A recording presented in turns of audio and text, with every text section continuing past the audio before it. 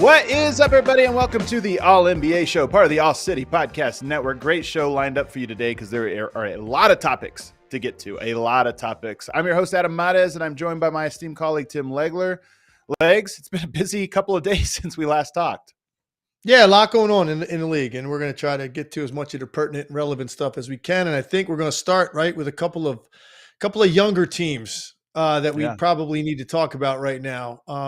One maybe more so for the early start that they had, and one for the way that they're playing right now. So let's get into it. I'm excited. Those two teams are, of course, the Orlando Magic and the Houston Rockets. I put this out on Twitter today asking which of those two teams has a brighter future, and the results were like 50-50 split. A lot of people chiming in on that one, so I thought it was very interesting. We'll talk about that. The Magic beat the Wizards last night. The Magic are streaking. The Wizards are streaking in the wrong direction. The Rockets fall to the Clippers last night. We'll get into that one. And then, of course, the Warriors bounced back in a big way against the Bucks.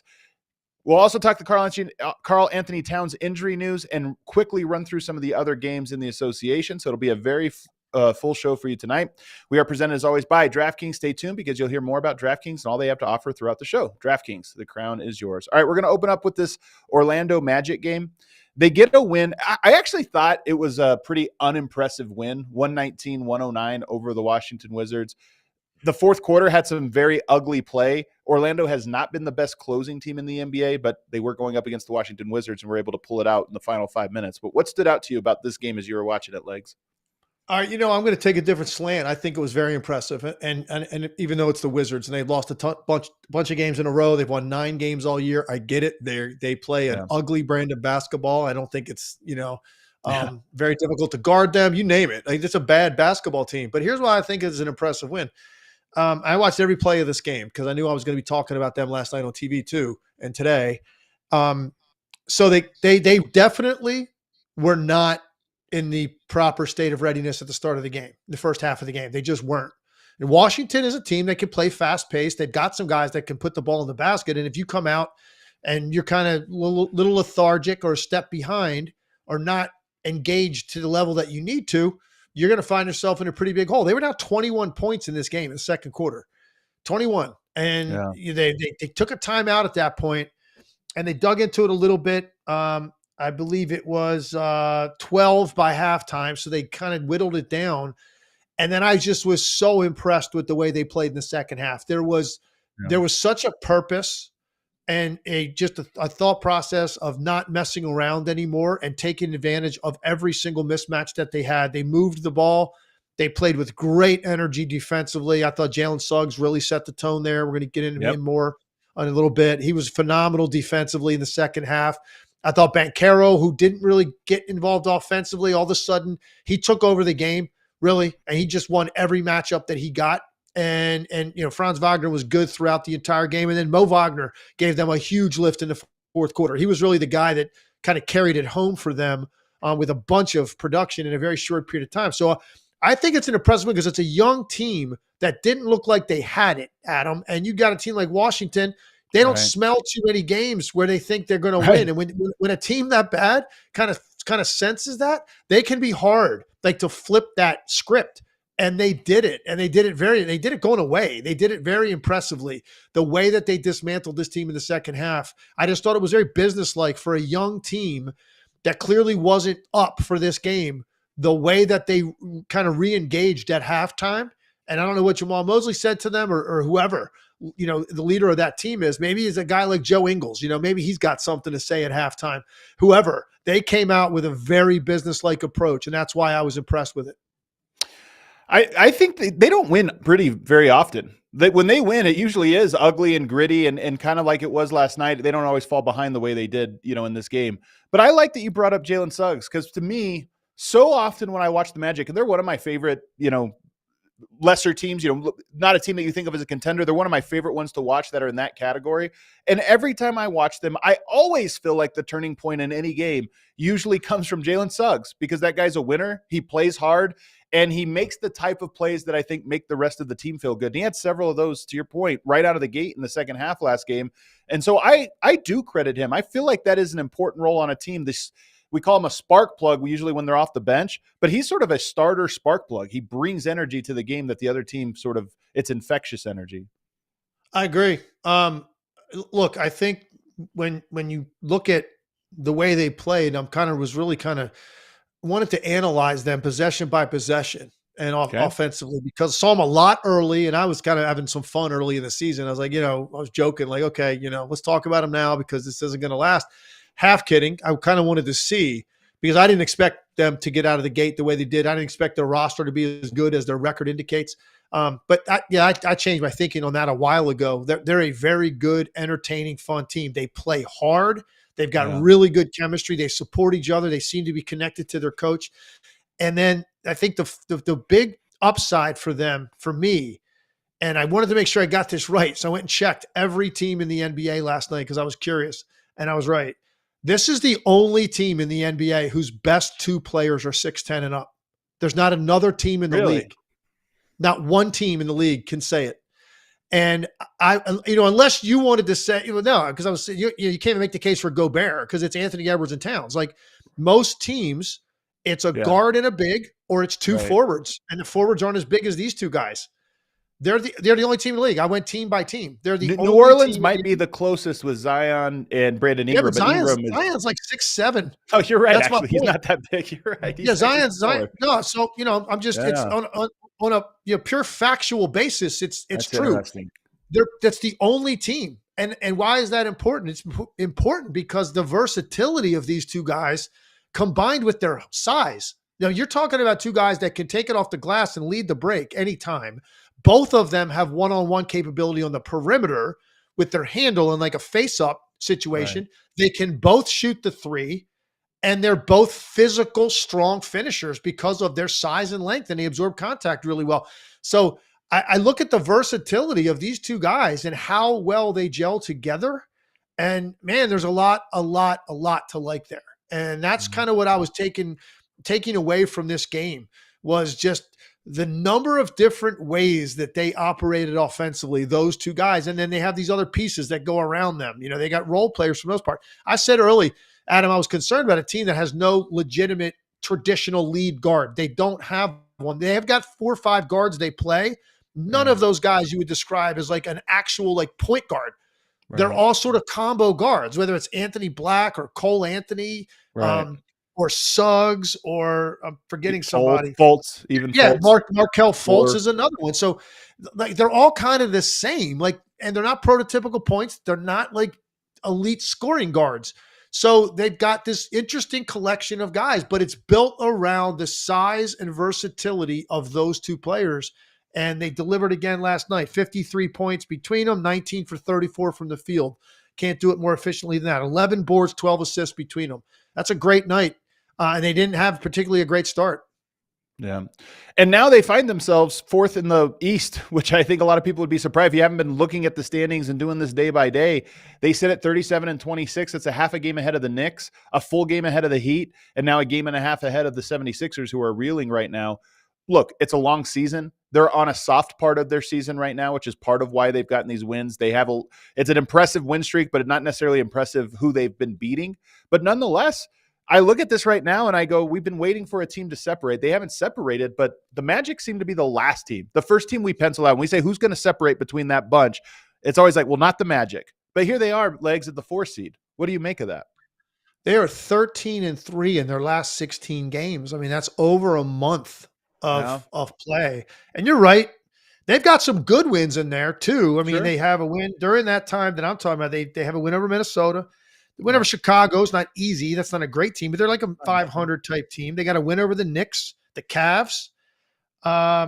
Those are the signature wins. These last 5, Brooklyn, Utah, Detroit, Charlotte, Washington, practically the last 3. Detroit, Charlotte, Washington, I mean, you can't get an easier stretch than that. But to their credit, they're beating these teams. And, and the defense is consistent. 4 out of the last 6 games, they've held teams under 100 points. I don't care who you're playing and what, who they roll out there. It's the modern NBA. The floor is spread. Teams take 43s. It's harder to guard guys. Holding any team to under 100 points is difficult. They've done it 4 out of their last 6 wins.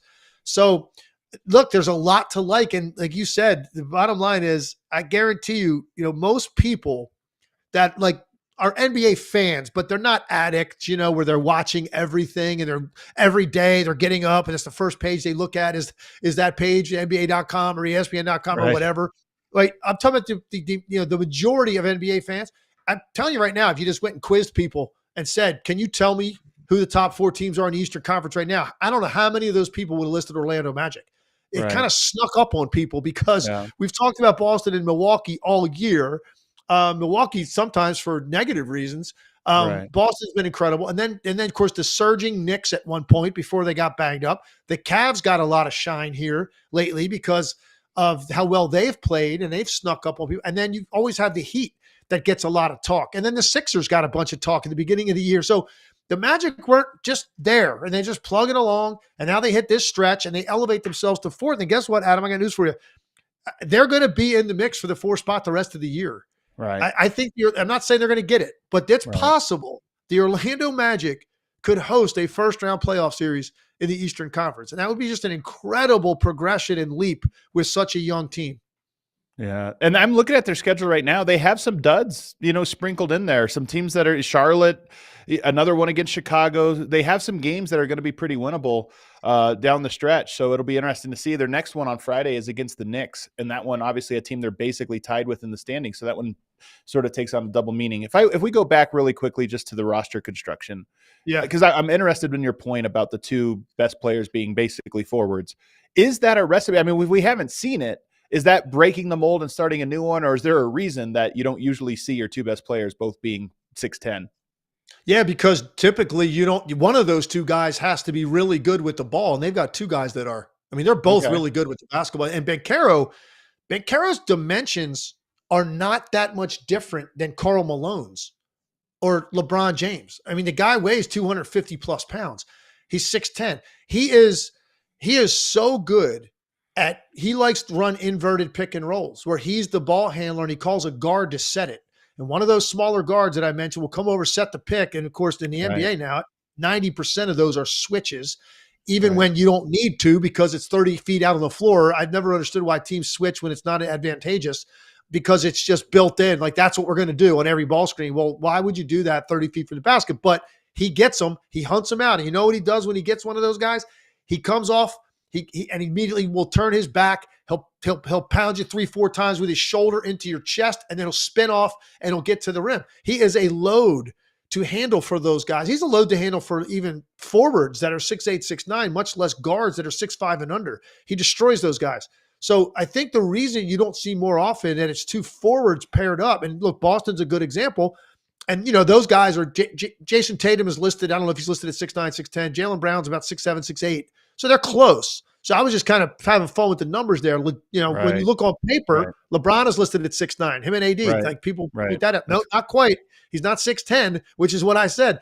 So, and then Wagner is much better with the basketball than I thought he was going to be. Like, I love his game.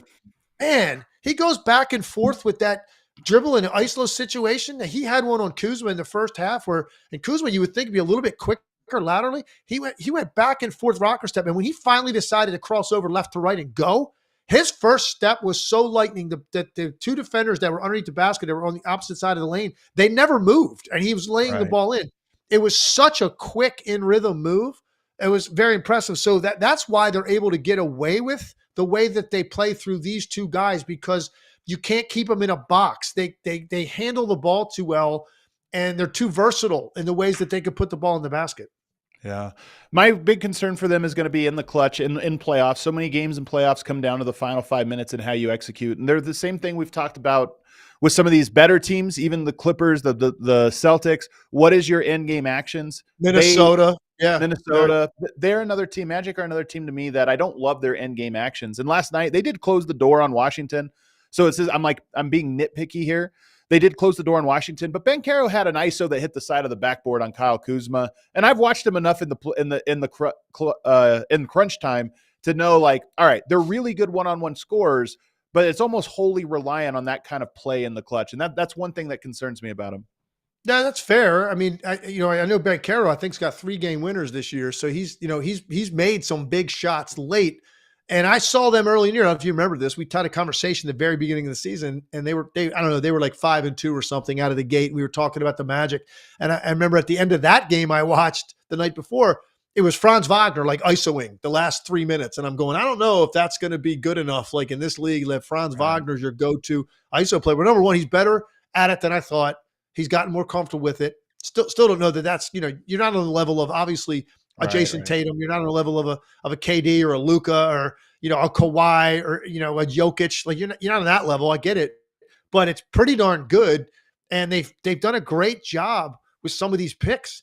And even a guy like Suggs, I want to point out, I watch every single night. I watch these guards around the league, and I'm telling you, go find a guard that plays harder defensively than Jalen Suggs. Nobody. The way that he pressures the ball when like 35 to 40 feet out, you don't see guards typically doing it. And if you do it, once the guy gives the ball up, like that was your pressure for the possession, whatever, that 3 seconds, right? And then you go back to normal defense. Last night, he had a play that really stood out to me. He denied Jordan Poole the ball. He got on the high side. Poole was trying to run through his chest basically to get out to half court to get the ball. So he denied him all the way out. Finally, Poole breaks free literally at 40 feet from the basket. So that's how hard he had to work to get out there. Suggs turns around. He's literally within arm's reach of him, that deep in a stance. Poole calls one screen over. Suggs goes under the screen and immediately meets him on the other side and then closes the gap, and he's pressuring him again at 40 feet. And then Poole calls a second screen over, and that time he fights over the screen. And so that whole sequence took maybe 8, 9, 10 seconds. And at no point was he further than arm's reach away from Poole that around on the court. Guys just aren't willing to work that hard. So he's super impressive with his defense. He loves to play it. His offense is kind of hit or miss some nights. It's inconsistent. If he's making his perimeter shot like he did last night, he had actually 5 for 10 from the 3. If he's shooting the 3 like that, he's a much better player. That comes and goes. I'm impressed with his defense. So I think there's a lot to build on. I love how hard they play. And I love watching the versatility of those two players, Banchero and Wagner. I just think that they're really fun to watch. And it seems like they have a lot of respect for each other and a lot of chemistry between each other, which is going to be important going forward. Meanwhile, the Wizards have lost 16 in a row. There's just enough time in the season left, legs, for them to set a new record. We already had one losing record set this year. There's just enough games for them to break that one if they're unable to find a victory here going forward. We're going to talk more Magic on the other side of the break when we compare them to the Houston Rockets, but we got to talk about the Rockets game from last night, which featured the Clippers as well, who have been a little unimpressive. I thought it was an unimpressive Clippers game last night as well, even though they were able to get the win. So we'll get to that as well as Karl-Anthony Towns' injury and a whole lot more on the other side.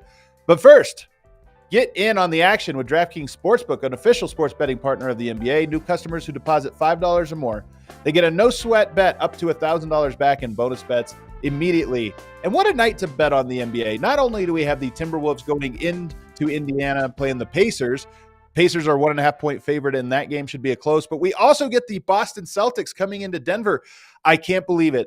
The Celtics are favored on DraftKings tonight. -1 coming into Denver, the reigning champs. If I were Denver, I'd almost feel disrespected by that line. If you feel disrespected, you can hop on DraftKings Sportsbook and throw a little wager down on the Nuggets. Remember, if you download the DraftKings Sportsbook app now and use code ALLNBA, you get that No sweat bet up to $1,000 if your first bet loses. Only on DraftKings Sportsbook with code ALLNBA. The crown is yours. If you have a gambling problem, call 1-800-GAMBLER. Or in West Virginia, visit 1-800-GAMBLER.net. In New York, call 877-8-HOPE-NY or text HOPE-NY. That's 467-369. In Connecticut, help is available for problem gambling. Call 888-78-97777 or visit ccpg.org. Please play responsibly. On behalf of Boot Hill Casino and Resort in Kansas, 21 or older, age varies by jurisdiction. Void in Ontario. One no sweat bet per new customer issued as a one bonus bet based on amount of initial losing bet. Bonus bets expire 168 hours after issuance. See dkng.com/promos for deposit, wagering, and eligibility restrictions, terms, and responsible gaming resources. I also want to tell you guys about AG1. I have been on a health kick lately, and I'm trying to cut out coffee from my morning routine. I had a friend who was telling me he cut out coffee and had all of these crazy benefits, more energy throughout the day. He was having more vivid dreams, which I thought was a very interesting thing to happen when you stop drinking caffeine of any type. So I'm trying to follow suit. So instead, in mornings, my routine now does not feature coffee. It features AG1.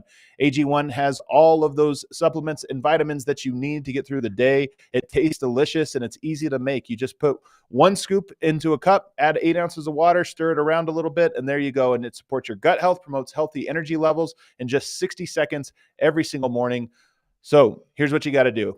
AG1, it's a supplement trusted. If you want to take ownership of your health, it starts with AG1. Try AG1 and get a free 1-year supply of vitamin D3K2 and 5 free AG1 travel packs. The travel packs are nice. They come in this little pack, so you just throw them in your bag. It's just the powder. You rip them open and throw it in like a water bottle or a cup of water, anything like that. Stir it up. You can have it from your hotel room. Super easy. So check it out. drinkag1.com/allnba. That's drinkag1, letters AG, and then the number 1.com/allnba. Check it out. Back here on the All NBA show. If you're watching live, throw us a like. If you're watching it a little bit late, leave us a comment. Let us know our headline question. Who would you take, Houston or Orlando? That's our big question today. You can also let us know in the chat. But first, let's talk about the Houston Rockets. Went to battle with the Clippers. They've obviously, their season is now in the tanking era, or the not really trying to win a championship or any of that kind of stuff. You're trying to develop young guys, but they took the Clippers down to the wire. Clippers do get the win 122-116. What stood out to you about this one, Legs? I think the first thing that stood out to me is Kawhi Leonard put on a masterclass in the fourth quarter. I mean, it kind of reminds you when you see a guy do what he did in the fourth quarter of this game, how much better guys on that level are than everybody else, right? Because he had like elite defenders on him. He had athletes. He had, dudes that you think would give a guy, at this stage of his career, maybe a little bit of trouble. He had no trouble. He did what he wanted to do as a scorer, as a passer. He took over the game. There was no answer for him. And I thought that's just the first thing that stood out to me. So what had to happen, they're down 20 in this game. If you didn't watch it, they're down 50-30. They call timeout. And from that point on, it was just this uphill climb, whittling away at the lead the entire time. And then it got to the middle of the fourth quarter. It was a 1-possession game still. And Kawhi Leonard pretty much ended it. And there was a couple calls that went against them. They fouled a little bit too much down the stretch and didn't have necessarily great possessions on the other end. But it was mainly about Kawhi. To me, that was the difference. And his ability to be unfazed in those tight spots that he operates in, because it's totally different than a lot of guys in this league that are spaced out, getting a ball screen 30 feet out. And, you can get loose. He doesn't get loose where he plays from. He's always crammed. There's always people hanging on him. Like, he's got people right in his face, and he still gets what he wants when he wants. And I thought that, to me, was really the difference in the game. And the Clippers, give them credit, because you're right, not super impressive win, but on a night when you're getting it handed to you, right? Some veteran teams, like, do you have the wherewithal to dig deep in a regular season game against the Rockets? And they did, and it mattered to them. And, Paul George wasn't very good most of the game. He was much better in the second half, helped Kawhi out. But it was about Kawhi Leonard for me. This time of year, with teams that are in the position of Houston, I always watch games like the one last night and wonder, are they in stealth tank mode? Because obviously they're 5 games out of the last play-in spot, so that's probably not going to happen for them. So now seeding for matters now for the lottery. But I watched last night. The Clippers have 42 points in the third quarter. To your point, they couldn't get it going. The second half, they score 78 points, an enormous amount. Kawhi Leonard is going to work. He's so strong, but we always talk about the Clippers when they're allowed to do what they like to do, get Kawhi the ball on the block or on the elbow, and then allow him to play one-on-one. Yes, you have Dylan Brooks, who's a good defender, but I just thought Houston left him out there a lot, where I was thinking, Kawhi's cooking, he's taking over the game, and you're just kind of trusting him to play. It almost felt to me like a stealth tank job from Houston that they weren't forcing. We know the Clippers struggle when you force them away from that, and then it gets uncomfortable. But last night, the Clippers were able to do exactly what they want to do. They had an interesting strategy. They did hit him with some blitzes, but they hit him with blitzes only when he was out well beyond the 3-point line. And he started to go, or he on the catch a couple times in the first half. They ran at it. But once he got the ball into his wheelhouse, where now you're operating in his office, which is, anywhere from 12 to not 20 feet. That's like where he controls the game. They weren't. You're right. And a couple of times though, like he had two possessions where like they were running double teams at him, and he just basically crossed over, went away from the guy that was coming over, or he spun one time and hit a baseline jumper. So you're right. I think they were a little bit lacking urgency on what they wanted to do. And the reason is because the Clippers can be one of those teams that can put 3-4 guys on the court at the same time that can really hurt you from the 3-point line. And I think some teams get scared. I think coaches a lot of times coach in a paralyzed way because they're worried about the 3-point shot far more than anything else. A guy like Kawhi Leonard, if he starts operating where he hits 1 or 2 straight in that area of the floor, you need to get the ball out of his hands. I completely agree with you. Yeah, I agree. And then Zubats last night did not play in the second half. Illness, apparently. So he only gets in there 15 minutes. He was a -13, did not look great while he was out there. So that's kind of a note on this game as well. What else? Anything else from the Clippers side of this that stood out to you? No, I mean, not necessarily. I think it was just, more about the fact that when they got serious about it, they executed. And the Rockets, being a younger team, they had a harder time getting the quality shots that they needed when the game was on the line. Our boy, who we both said is key, played very well again in this one, Norman Powell. He just continues to be super consistent. We both agree, despite the fact that they've got, Harden, George, and Leonard, we've both of us, I think, feel like, man, where would they be without Norman Powell? I do feel that way some nights, right? Because he's different the way that he plays than those other guys. He just has a different element that he brings, and he always guards. So it's not like you're just out there as a one-dimensional shooter, but they need that shooting on the other end. You don't give up anything defensively. So, good win. One of those wins that, it doesn't feel maybe like some other ones that are maybe more impressive. But on paper, they all count the same. I want to go to the other side now because I find the Rockets really fascinating. I mean, first of all, Sengun, 23, 19, and 14 with 2 steals. He's been putting up some monster numbers really all year, but he's back on a little upswing right now in this last little stretch. 23, 19, and 14 is not a small, especially this wasn't like, as a 122, 116 game. That's a good amount of points, but it's not a lot of times when you see a line like that, it's because it's 140 to 135. This wasn't that, and yet he puts up a monster stat line. What did you see from him last night? Yeah, and he had 11 rebounds in the middle of the second quarter. I was like, man, this might be one of those 30 rebound nights like Nurkic had the other night. And, but rebounding is a fickle thing, man. Sometimes you can go over and over and over, and it just doesn't come your way sometimes. So he kind of tailed off. He still had 19, 14 dimes. Look, we both love him. I mean, he's got a very unique game, the way that he plays, the way he goes about it. Super skilled, and it was all on display last night. He did hurt them a little bit from the foul line. He had some empty trips at the end too. Oof. They needed him to convert some free throws. He went 3 for 8 overall on the night from the foul line. And we, it's funny because we're going to get into the discussion of the two teams comparing them, Orlando and the Rockets. And Sengun's a big part of that, obviously, because I think it comes down to a lot of it. What do you think his actual upside is? We talk about the comparisons to Jokic because of the style, but you know what? You're reminded of. He's not Jokic. So okay, so it's great because it's a great compliment to say that he plays more like Jokic than anybody else in the league. But there is a level of control that Jokic has over the game that, right now, and Sengun's a young player. Jokic probably wasn't at, how old Sengun, 20? No, yeah, 21. When Jokic was that age, he didn't have that level of control either. But I also 21. I'm looking at Jokic now and I'm saying, it's going to be a different level, I think, than anything Sengun is going to be able to get to, as much as I like him. And I think you saw it in a game like that last night. Like, everything's not going through him when they needed big possessions. And that's the difference between Denver and what Jokic is capable of doing, where he's going to touch the ball every damn time down the floor in an important game, in a tight game. He's going to touch the ball. He has an imprint, and a lot of possessions, Jokic will touch it multiple times in the same possession, right? And there were possessions last night where Sengun didn't touch the ball. And so that, I think some of this comes down to, for me with that team, what is ultimately going to be your identity offensively as you grow with these other young players? Because I think a lot of those guys feel pretty entitled that they can go when they want to. So it's just something that kind of stood out to me. I was watching him going, man, he's such a good player, but we compare him to Jokic, but he is not Jokic. There's one Jokic. Let's be clear about that. Well, to be fair, his usage percentage last year was about 21.4, this year 27. With a new coach, they clearly have given him more. And when Jokic was 21, I think when Jokic was 21, even his second season, it was more like what we're seeing with Sengun, where they're playing through him a lot, but not every time. He was the emerging as the cornerstone piece, but he wasn't like the cornerstone piece. It was more like, we're going to try to emphasize him. I think Sengun's there. I will say this.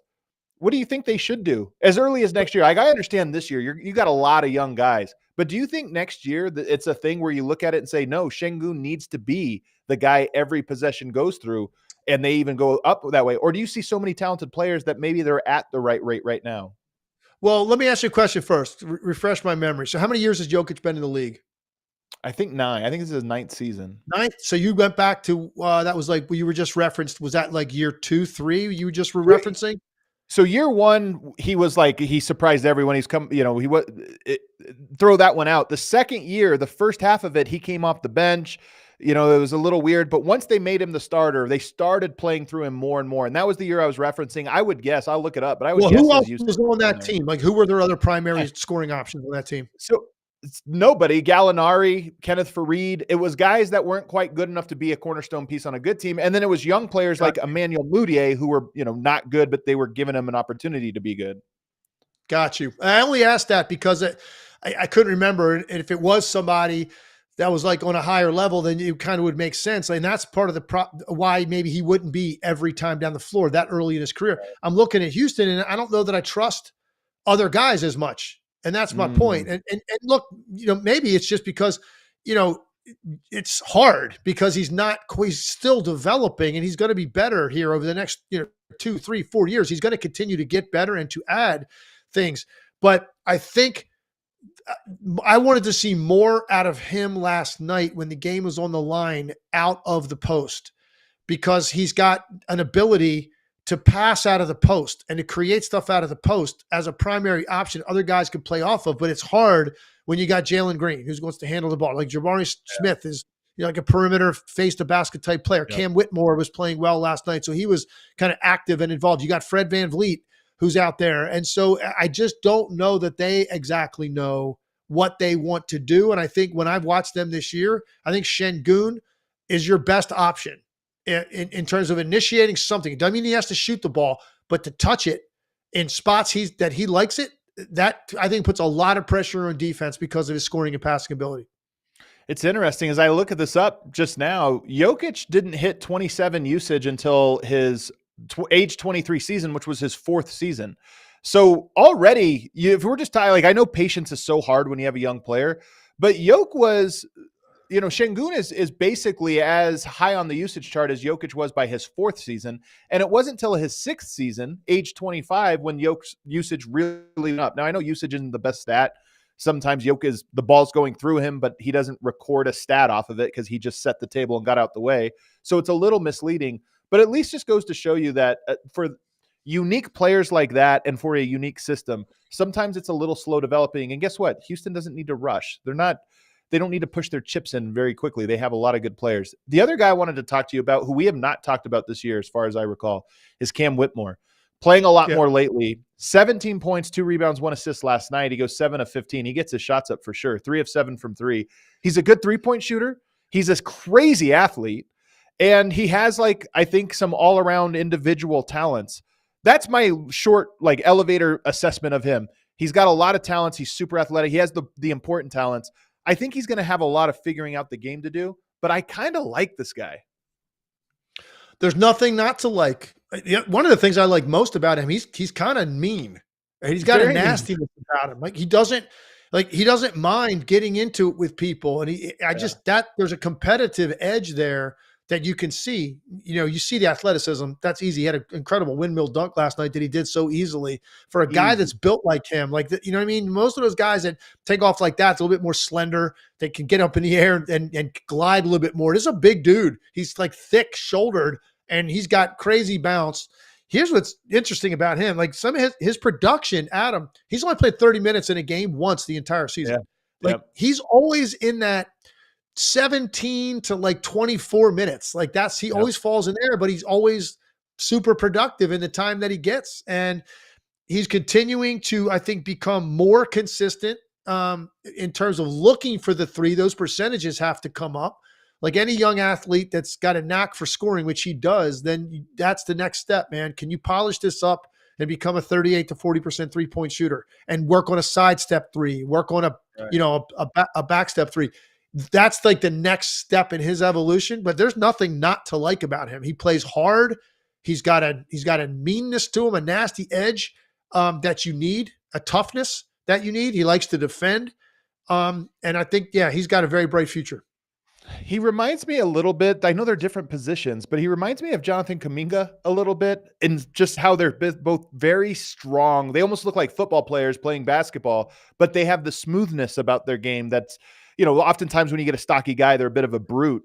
They have a fluidity to their movement and all of that on top of the extreme athleticism. If I was feeling particularly hot takey legs, I might rank him, and it's only been a year, so this is way too early for this. I might rank him number 2 on my most interesting Rockets players list. I mean, clearly Sengun is number 1, but you look at Jabari, Smith, Jalen Green, I'm throwing to the side. I love Tari Eason. You look at all those other guys, Whitmore might be number 2 in my positioning. No, I like that. And I like the Kuminga reference. And what's, I think, stands out to me is he's 19 years old and he never at any point has a look in his face or his demeanor of like an uncertainty like Kuminga has had for a couple of years. Now Kuminga's broken through that in a big way. Had another very good game last night against the Bucks. And, but it took him like his 3rd season before he finally started to kind of check into the game or like start the game. And it looked like, I'm out here to do some stuff rather than just, I'm kind of out here to survive. And everything was rushed. And like, Whitmore doesn't look like that at all. He looks certain of himself from the beginning. So there's an innate level of confidence, I think, that he's got that Kuminga took a little bit longer to find, which is a good thing for Whitmore. If he can find it this young, imagine where he'll be when he's 22, 23. Yeah. I just want to see him like the feel for the game, that basketball IQ that requires somebody that wants to learn those things. And I think very few young players think of that as big of an edge as it is. Later in your career, you start to really realize it, but early on we'll see. And I even think that was a bottleneck for Kuminga early on. So I'm curious to see how Cam Whitmore develops there. And his rapport with Ime Udoka will obviously be a big part of that. Let's compare these two teams now, the Orlando Magic and the Houston Rockets. It's always tough because one team's in the playoffs, the 4 seed, as we just mentioned, and one team's in the lottery. And it's always tough to kind of compare that, different conferences. And really, Orlando is a little bit ahead in their process than Houston. But if we just go up and down the roster and talk about young core pieces, I'll go ahead and spoil my opinion first. I kind of like Houston. I like Houston in part because of volume, but also just because they have a wide variety of players. They have a lot of different types. And I really like Tari Eason. I'm super high on him as this like high-level role player defender. And as I mentioned, those other 2 guys I'm really high on. And Jabari Smith, I'm pretty high on. He's a little bit of a mystery to me, but I'm pretty high on him. So I lean Houston in this for those 4 guys. But where do you go? All right. This is a great question. I'm going to go the opposite way. And I'm going to give you my reasoning for it. And I think the best way to approach answering this question, I was thinking about this. So if you had to take all your money and you had to invest it in answering this question, it comes down to how risk averse are you? Ooh, because to me, there's more guys that fall into this category, I think, on Houston's roster Right. Because the main three I'm talking about with Orlando are the three guys I mentioned, Banchero, Wagner, and Suggs, right? They're the main three guys.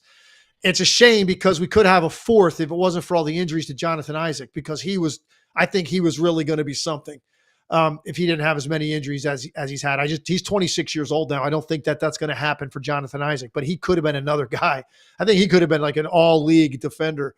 But anyway, it's three of them mainly. That's what we're talking about. They got some other young guards, but they're not as interesting, I think, with the upside of those three guys. Houston has more of them. Right. And they've got some guys that, man, if it hits and it pops, could really be something. Okay. But there's definitely more risk if you're putting all your money into one of these teams that you're investing. Because I feel very sure about what I'm getting with Paolo Banchero, Franz Wagner, and Jalen Suggs.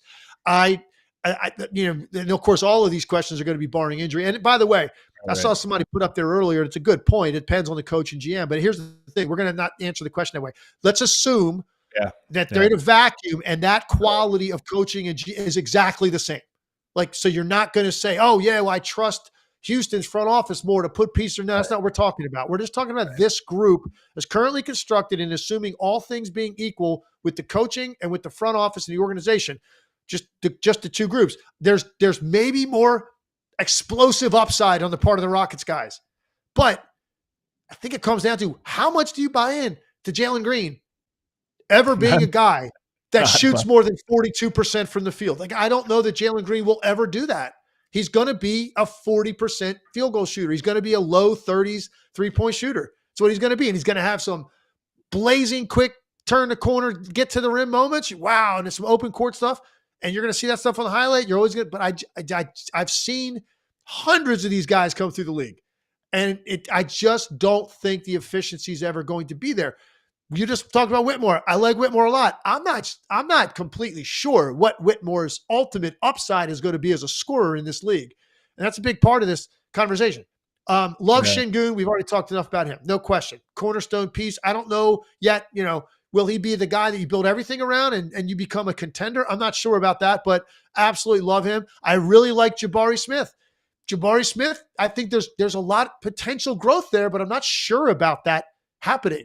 Eason I like, but I think Eason's going to be more of like a really good role player in this league. Yeah, for sure. Banchero to me of this entire group is the crown jewel. Right. That's the crown jewel. He's already been an all-star, and I think he's just going to continue to get better and better.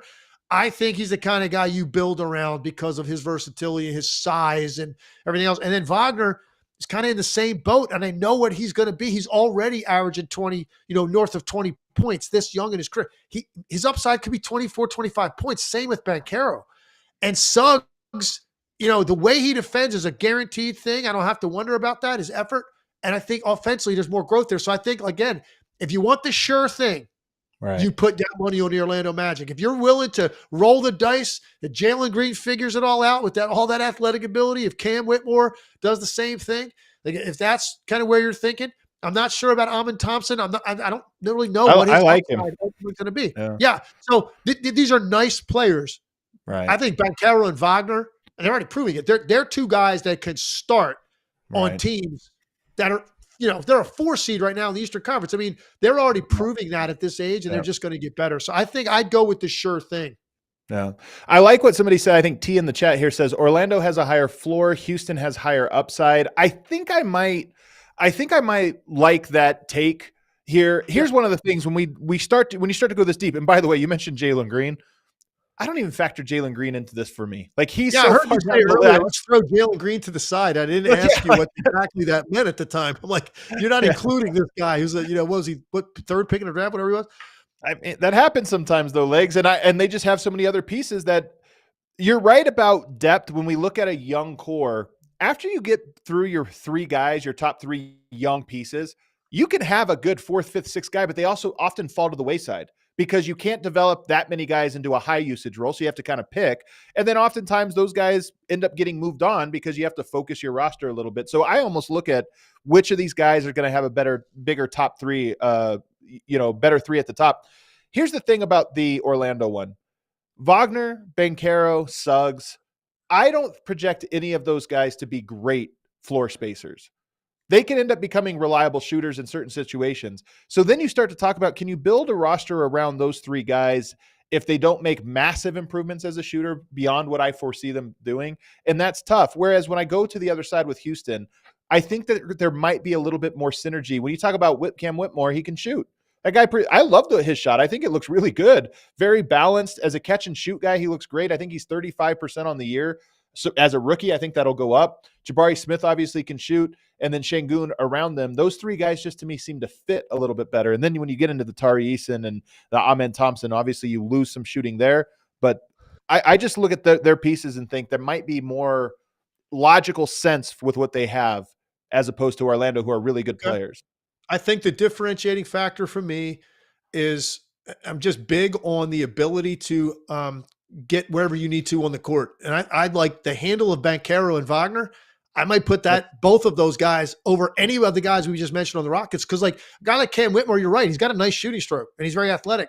If Cam Whitmore doesn't develop into a guy that you can put the ball in his hands and he can start playing like Jalen Williams in Oklahoma City because they're a similar body type, like that's what it takes to like get to that next level where you're looking at a team that's multidimensional all over the floor. And I don't know that any of those guys are going to be able to add that. Jabari Smith, none of those guys, they don't handle the ball like Wagner and Banchero. And they're big bodies and they can shoot it. And they, so obviously I'm very high on them. I like these Houston guys a lot. I don't know. I see anybody, Sengun would be the one exception that has a chance to get into that category, I think, in terms of status and stature in the league that Paolo Banchero is going to have.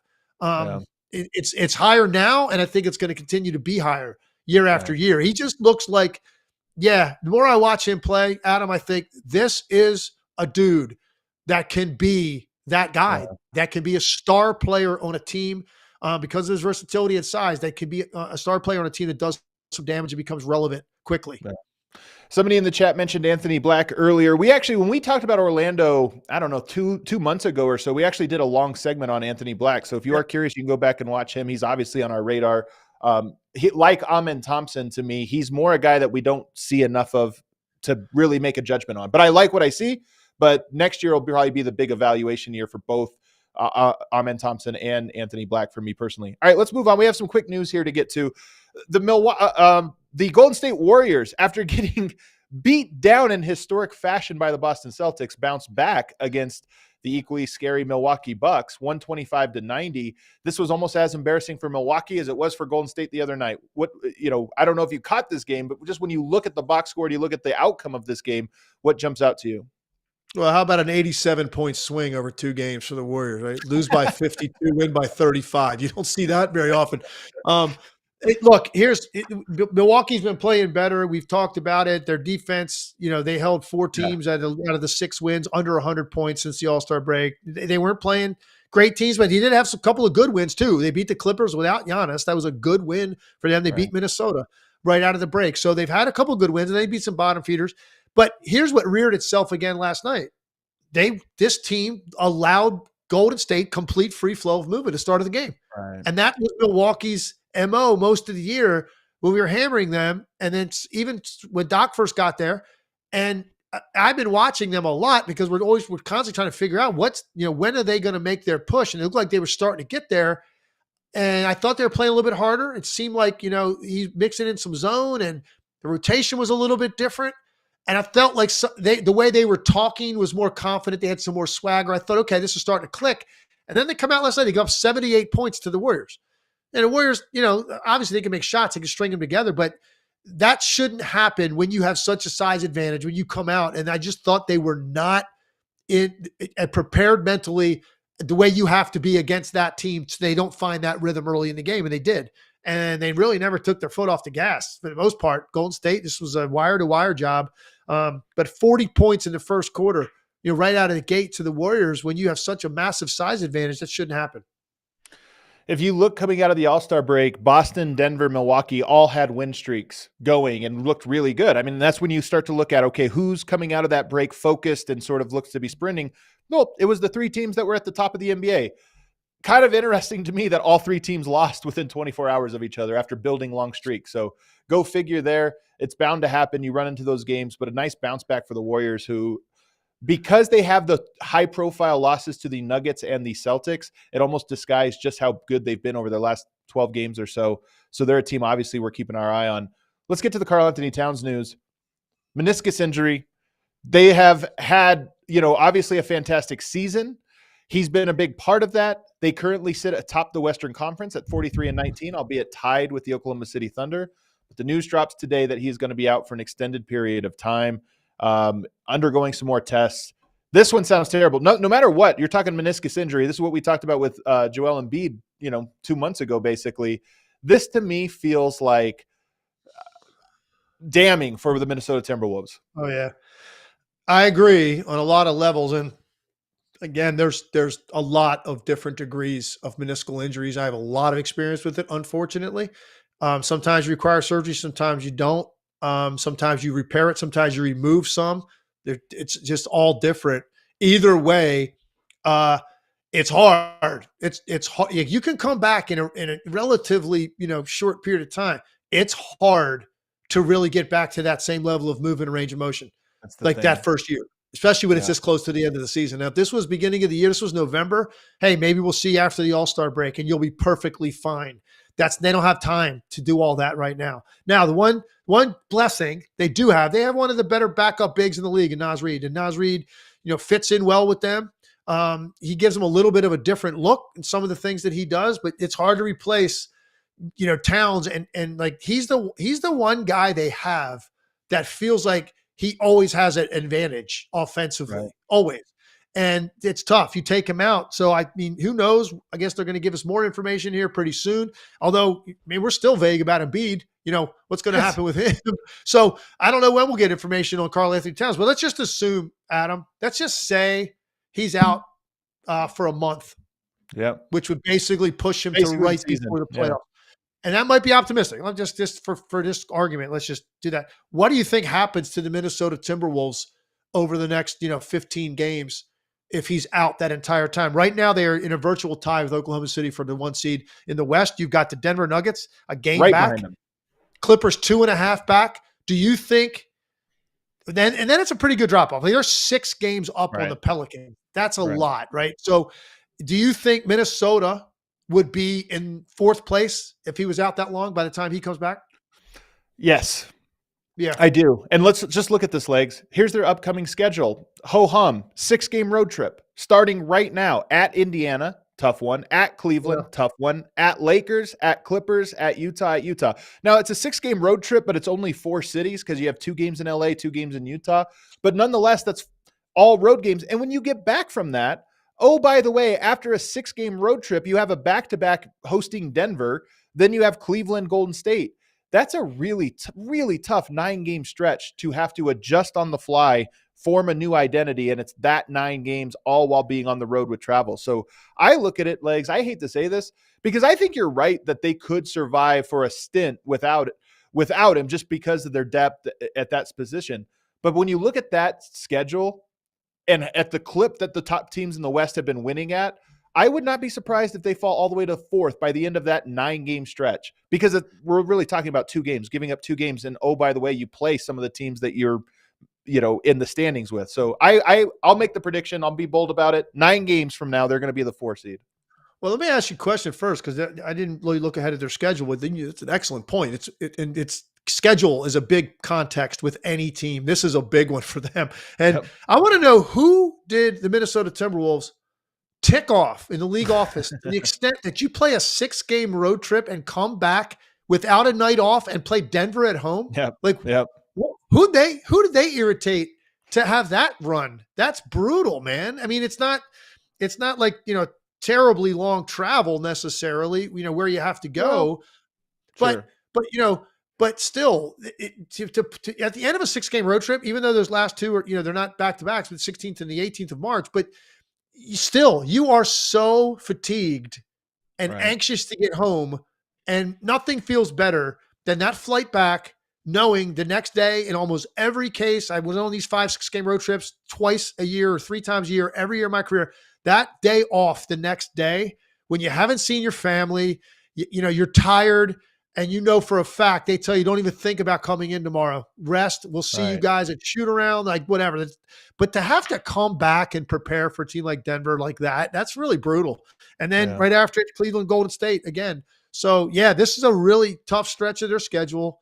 Going who knows how long without him, and it's very likely they could end up being in the 4th place by the time Karl-Anthony Towns gets back, assuming he does come back at some point. And man, would that change things? Because now you go to looking at a first round matchup with, who knows, a team that's going to be significantly probably better than who you would have gotten potentially as the 1 seed and whoever survived that play-in. Yeah.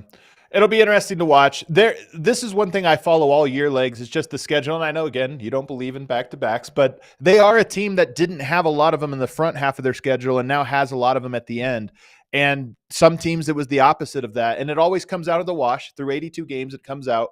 But they're running into this injury at the exact moment when the bill is due, so to speak, on back-to-backs. They have a lot of games over this next month. So we're going to just hit fatigue in general, and now you lose one of your core pieces that was giving you 33, 34 minutes a night.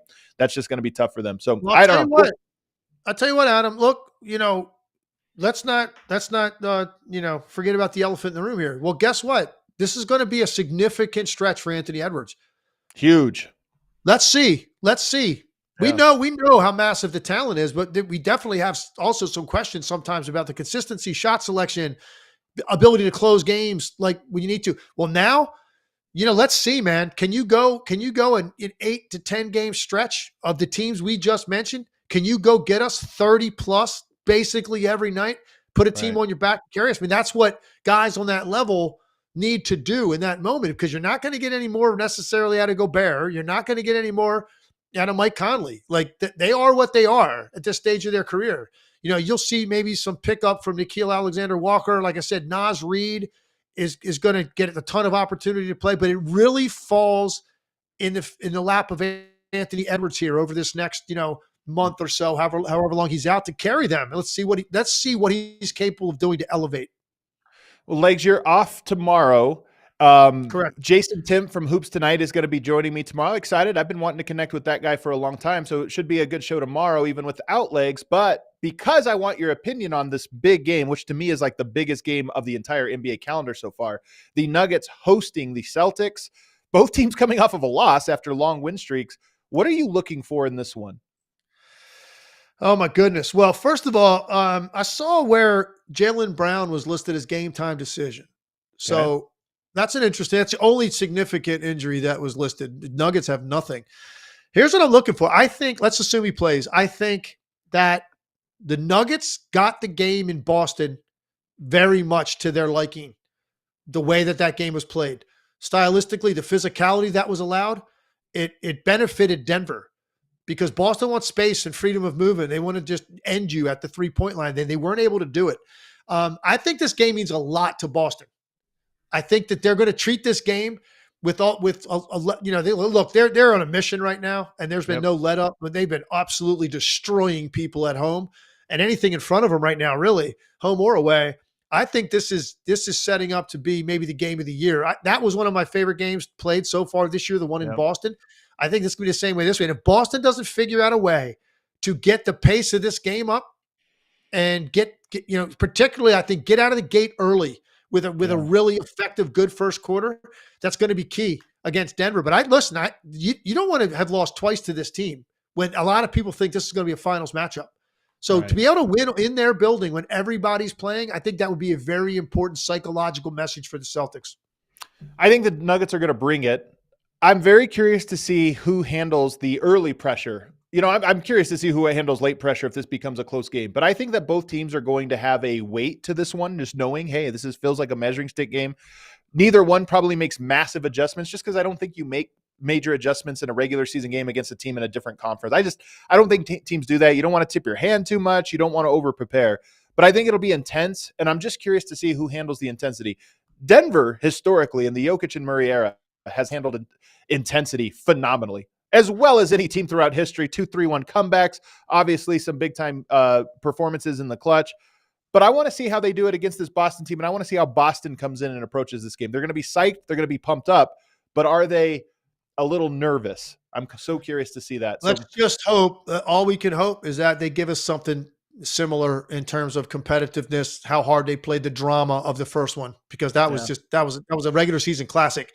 And I think these two teams right now, they would be my picks to represent each conference in the finals. And I'm really curious to see that game. By the way, real quick before we go, there's one more game tonight that's very interesting to me is Heat Mavericks. I personally think that Jason Kidd is in trouble.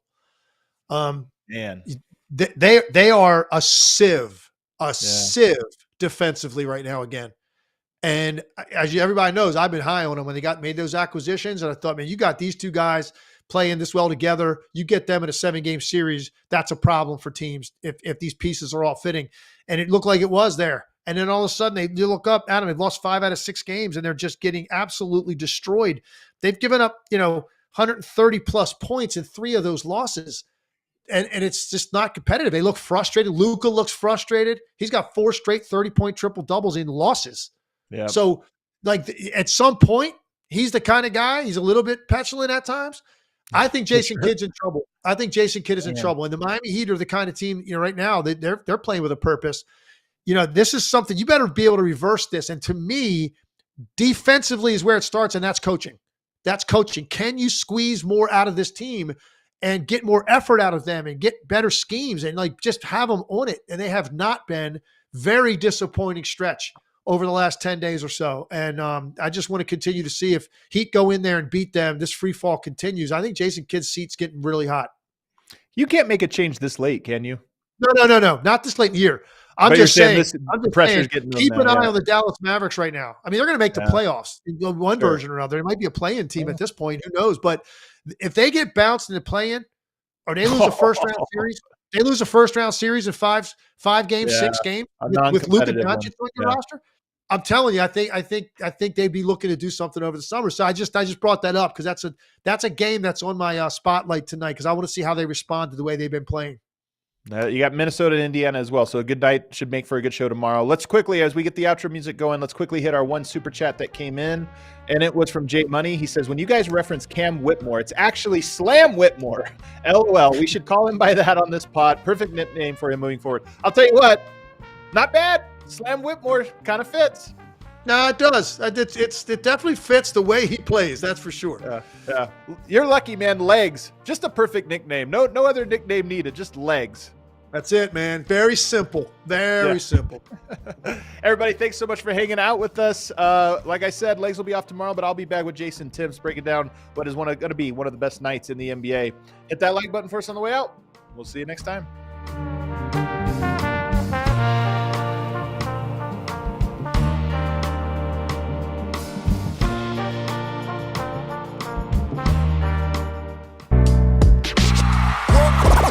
All silly like the mayor.